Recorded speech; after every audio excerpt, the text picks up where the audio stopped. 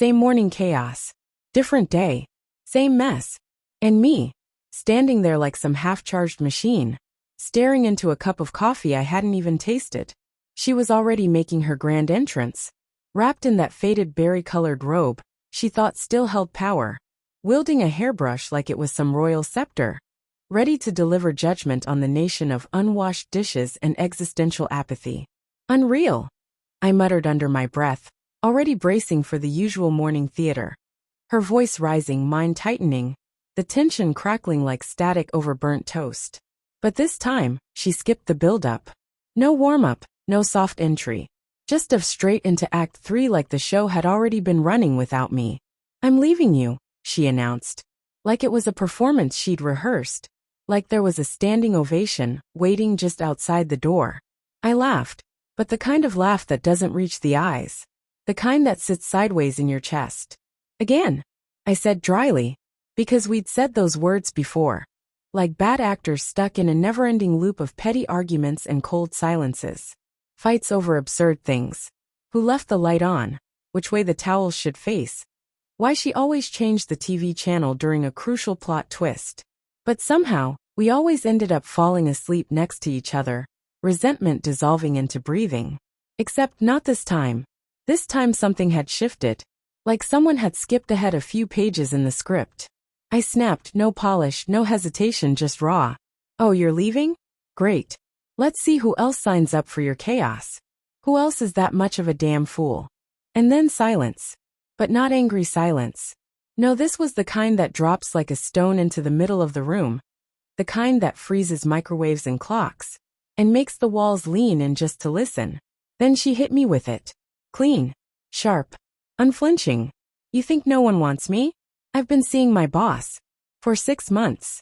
He says I'm the best thing that ever happened to him. And with that, just like that, she was gone. Door slammed with enough force to shake the drywall. The cat launched off the bookshelf and took cover in the bathtub. I just stood there, still staring into my untouched coffee, wondering if bitterness could turn liquid into poison. Look, I was no angel. We fought like it was a shared hobby. I'd roll my eyes mid-argument. She'd weaponize passive-aggressiveness like an art form. Sometimes I wanted to scream into the damn kitchen towel, just to drown out the sound of her voice. But damn it, I loved her. Loved her noise. Her clutter. Her fire. At first anyway. For a moment after she left, I burned. Fantasized about storming into her office, dragging that Armani-suited clown of a boss outside by his imported tie, and shouting, "Return what's mine." But I didn't. Because we were past speeches. 3 days later she returned. Not to talk. Not to cry. To move. With professional movers. Efficient. Clinical. No second thoughts. Not even a passing glance at me. Just tape, boxes, and an exit written in cardboard. I sat on the floor, whiskey in hand, watching her past peel away from our walls. Even the cat curled up beside me like it understood abandonment. 6 months passed like smoke. I turned into a ghost inside my own apartment. Takeout boxes, unshaven mornings, late-night reruns, and the kind of silence that eats at your bones. I rotated between rage, regret, and nothing at all.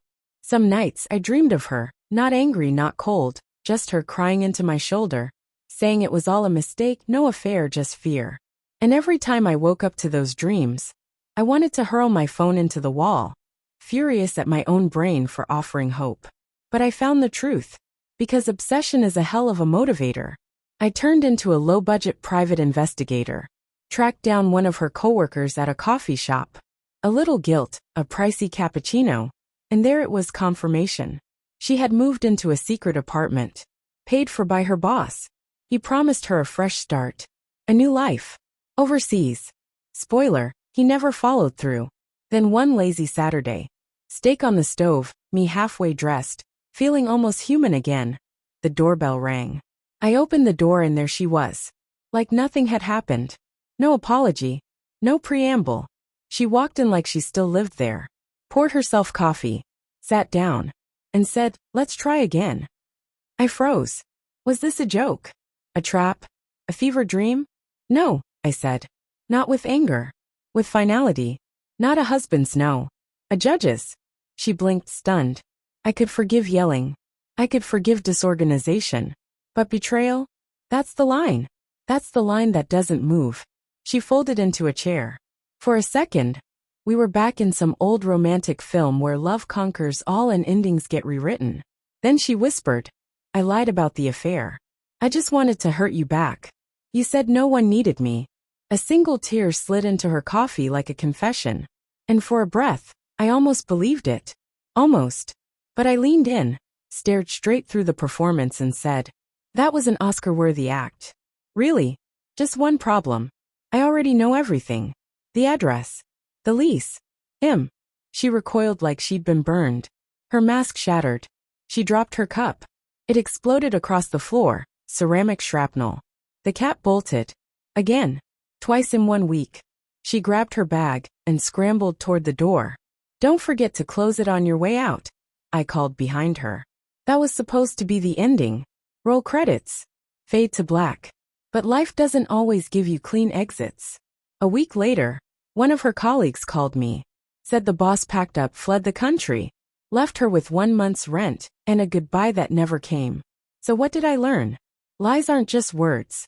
They're daggers, sweet-tipped and poisoned at the hilt. Now I wash my own cup every morning. Not because I have to. Because I choose to. And Fridays are for the club. No drama. No speeches. Just men, pizza, beer, and hearts held together with sarcasm, duct tape, and the quiet understanding that we survived.